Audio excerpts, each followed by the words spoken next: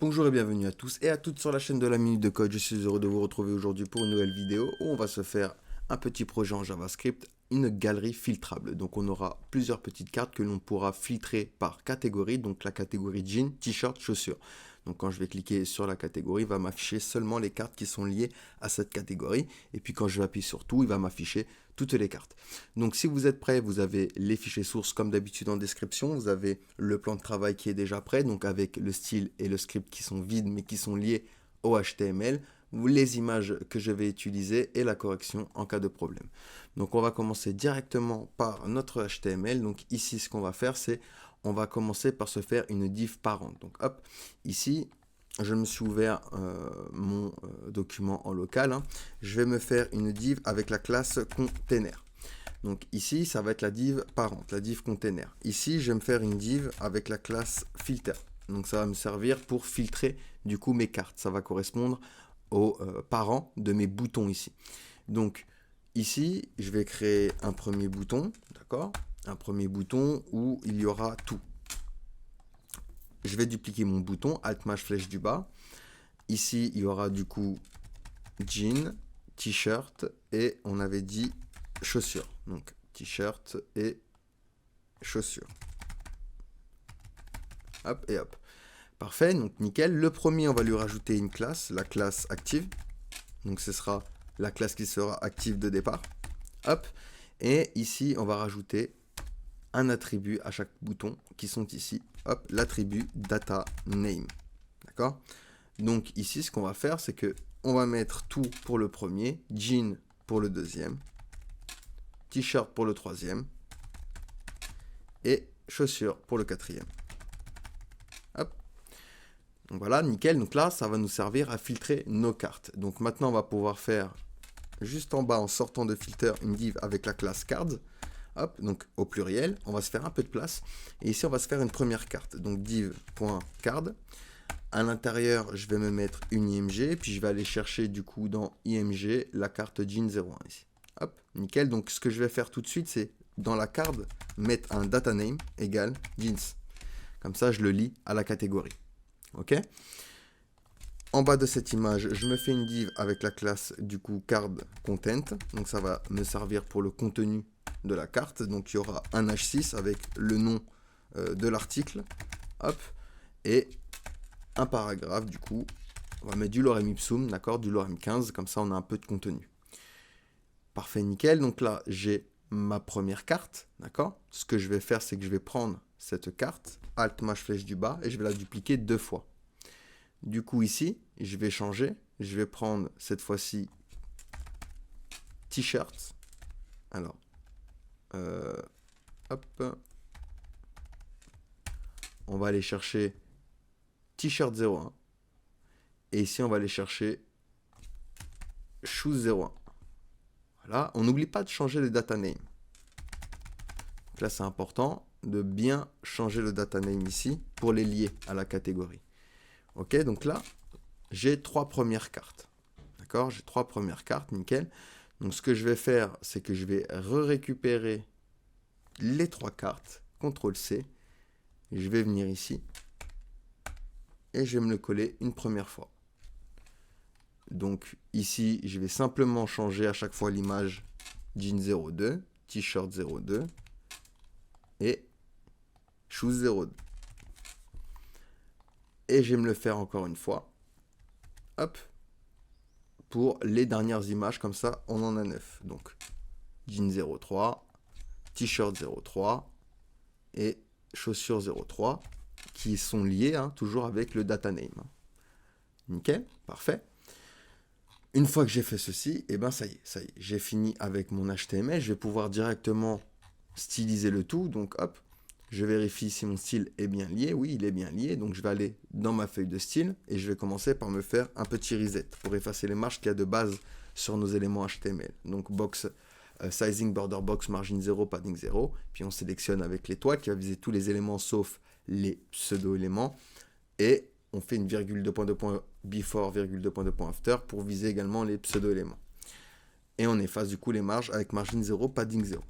Je fais un fond de femme également Arial Helvetica sans serif pour changer la typo. Et je vais commencer par prendre le body. Donc le body, il a une largeur mais pas de hauteur. Donc je vais lui donner une min 8 de 100 VH, 100 viewport 8. C'est une unité relative qui fait référence à la hauteur de la taille de la fenêtre. Je vais mettre également un petit background. Ici, je vais mettre un D4, D9, F5. Mais vous mettez bien sûr la couleur que vous voulez. Ça n'a aucune importance. OK ? Ici, je vais pouvoir récupérer le container. Donc ça, c'est le container parent à qui on va lui donner une position relative, une max width de 1000 pixels. Donc tu ne feras pas plus de 1000 pixels de large. Alors hop, hop. Donc max width 1000 pixels. D'accord, tu ne feras pas plus de 1000 pixels de large, une position relative, une width 100% et margin 150 en haut et auto à gauche et à droite du coup pour le centrer. Du padding 20 pixels pour laisser respirer un petit peu le tout sur le côté et on va pouvoir s'occuper du filtre. D'accord, donc point container, point filter. On va utiliser Display Flex, Justify Content Center et Align Item Center et on va mettre un gap de 20 pixels. Ensuite, je vais commencer par styliser tous les boutons. Donc là, on s'occupe de ceci. Je vais commencer par me prendre du coup les boutons.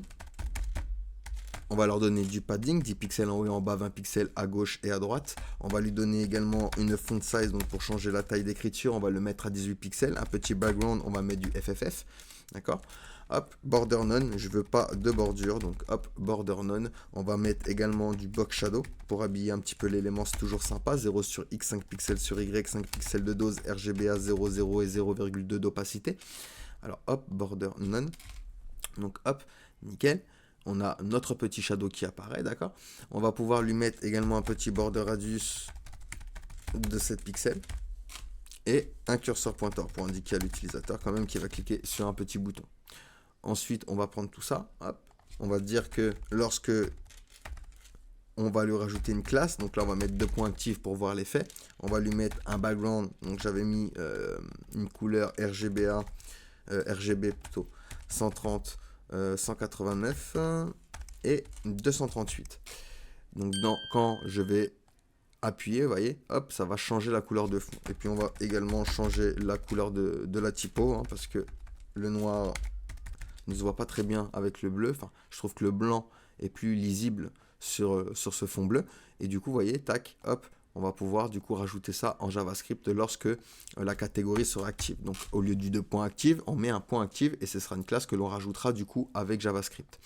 Ensuite, je vais prendre cards. Donc ça, c'est le container de nos cartes. On va utiliser Display Flex, Justify Content Center et Align Item Center. Un margin top de 25 pixels pour le décoller un petit peu de nos boutons. Un petit gap également de 20 pixels pour l'espace entre nos cartes. Et bien sûr, on va lui donner un flex wrap pour que ça wrap et que ça retourne directement à la ligne. D'accord ? Donc hop, comme ça devient directement responsif. D'accord ? Donc là, les images sont énormes, c'est normal. Donc ce qu'on va faire ici, c'est qu'on va viser les cartes et on va leur donner un flex basis. Donc flex basis, ça marche un peu comme la width, on va donner 300 pixels. Donc hop, hop, flex basis 300 pixels. Et on va lui donner également un background, donc FFF. Hop, on va lui donner un padding de 3 pixels et un petit border radius de 8 pixels. Hop et hop, voilà, nickel, parfait. Donc là, les images sont énormes. Donc ce qu'on va faire, c'est qu'on va commencer par viser les images card IMG, width, on va lui donner 100%, 8, 210 pixels et un objectif cover. Alors, hop, j'avais pas mis les accolades. Donc, width, on a dit 100%, 8, 210 pixels et un objectif cover. Object fit cover. Hop, et hop. Donc là, on a bien nos cartes. Et déjà, ils sont responsifs. Ils sont responsifs. Regardez, hop, j'ai ma galerie qui est déjà responsif. Tac, tac. Donc là, on arrive en mode portable, en mode tablette, en mode desktop. Donc, nickel, d'accord, parfait. Donc, il nous reste à styliser le contenu à l'intérieur. Donc, ça va aller rapide. Il nous faut point card de content. On va lui donner du padding 20 pixels un peu partout. On a ensuite, dans card de content, le H6. Donc, on va récupérer le titre. On va lui donner une font size de 20 pixels. un margin bottom de 0,5 rem et un font weight 700, d'accord, au niveau de la graisse d'écriture, d'accord. Donc ça c'est pour le H6, vous voyez, on l'a bien stylisé. Donc on va récupérer maintenant les paragraphes, donc card content p, donc ça c'est les paragraphes. On va simplement leur donner une font size de 18 pixels, on veut simplement changer la taille de la typo ici. Donc parfait, nickel. Et du coup on va rajouter une classe également qu'on va rajouter en JavaScript, la classe filter, qui va faire disparaître les cartes qui n'appartiennent pas du coup à la catégorie, d'accord, la catégorie qui correspond ici. Donc dès que la carte ne correspond pas, on lui rajoute cette classe, d'accord. Donc c'est ce qu'on va faire maintenant d'ailleurs dans notre script. Donc ici on vient dans notre script, on va commencer par sélectionner des éléments. Donc déjà les boutons, d'accord. Donc ici je mets dans une variable btns tous les boutons, donc je les appelle avec query selector all, ça va me retourner un tableau, ok, avec tous les éléments qui ont la balise button. Et je vais faire la même chose du coup avec les cards, donc tous les éléments qui a la classe card. Donc ça va également me retourner un tableau.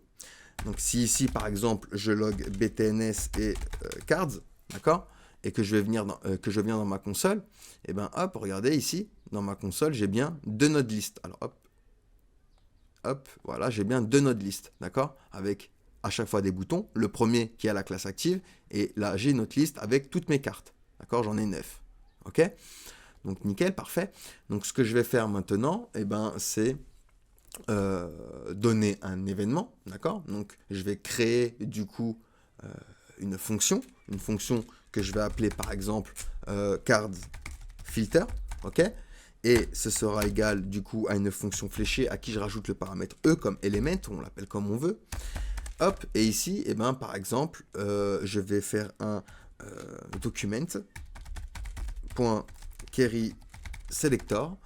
Je sélectionne déjà l'élément qui a la classe active. Et l'élément qui a la classe active, eh ben, je vais lui faire un point class list, point remove active. On va lui enlever la classe active à l'élément qui a déjà la classe active, qui est tout. D'accord, c'est le bouton tout qui a la classe active. Donc on veut l'enlever. Et ensuite, je vais lui dire que e.target.classList.add, et ben tu lui rajoutes active. Donc tu rajoutes cette classe active à l'élément qui va être sélectionné. D'accord? Donc du coup, une fois que j'ai fait ceci, et ben je vais utiliser forEach vu que c'est un tableau. Je vais faire un cards.forEach. Donc pour tous les éléments de mon tableau, on va prendre card, hop, on exécute une fonction qui va prendre card.classList et qui va lui rajouter du coup donc .add, on va rajouter du coup filtre, d'accord, hop, on lui rajoute filtre, donc la classe filtre que l'on a rajouté pour faire disparaître les éléments qui ne correspondent pas à la catégorie. Donc quand je vais cliquer, je veux que ça disparaisse, d'accord. Donc je vais vérifier rapidement si le script, oui, le script est lié puisque j'ai fait un console log, pardon. Mais, ce qu'on va faire, c'est rajouter cet événement à nos boutons. Donc btn.forEach. On accède au bouton, donc on l'appelle bouton. Et ça va faire un button.addEventListener. Lequel événement, le clique. Et ça va lancer du coup notre fonction que l'on a créée en haut, la carte filter. D'accord? Donc, hop, je me prends ça. Je viens ici, virgule, hop, tu m'exécutes ce qu'il y a ici. Du coup, quand je vais cliquer, ça va enlever, vous voyez, la classe active de l'élément qui a déjà active et ça va le rajouter à l'élément correspondant. Donc, on peut faire un clic droit inspecter, on peut un petit peu voir ça au niveau de notre console lorsque l'on va aller dans le body justement, dans notre div container et dans les cartes, d'accord.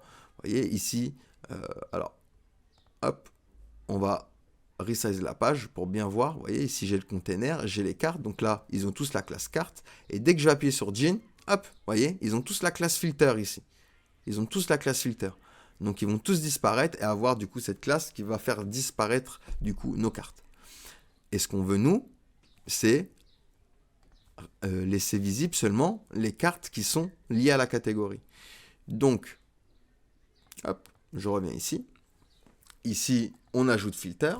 Mais on va faire une condition. If, si, card.dataset.name est strictement égal à e.target.dataset. Alors, e.dataset.name est strictement égal à e.target.dataset.name, alors .name, ou, donc opérateur logique, si eTarget.dataset.name est strictement égal à tout, alors, qu'est-ce qu'on va faire? Eh bien, on va remove les cartes, enfin la classe filter. On va remove la classe filter à ceux qui correspondent à ça. Donc, si ils ont tout, ou si le dataset name est égal au target.dataset.name. Donc maintenant, si j'appuie sur Gin, hop, ça m'a bien filtré seulement les éléments qui ont le data name Gin. Si j'appuie sur T-shirt, pareil. Chaussures, pareil. Et si j'appuie sur tout, paf, ça va m'afficher tous les éléments. Parce que dans notre script, on lui a dit que si carte dataset name est strictement égal à eTarget.dataset.name, ou si le e.target.dataset.name est égal à tout. Donc là, tu vas m'afficher toutes les cartes. Et tu vas me remove la classe filtre, d'accord, que l'on avait créée ici. Ok ? Donc voilà pour ce petit projet, j'espère que le contenu vous a plu, n'hésitez pas à me lâcher votre petit commentaire et votre petit like, à rejoindre le Discord si vous voulez vous connecter avec d'autres passionnés dans le même domaine et vous lancer dans des défis quotidiens sur le développement web. Également, il y a des challenges pour les web designers et les graphistes sur des conceptions de logos et de maquettes, donc n'hésitez pas à faire un petit tour sur le Discord et je vous dis à la prochaine, ciao ciao, prenez soin de vous surtout.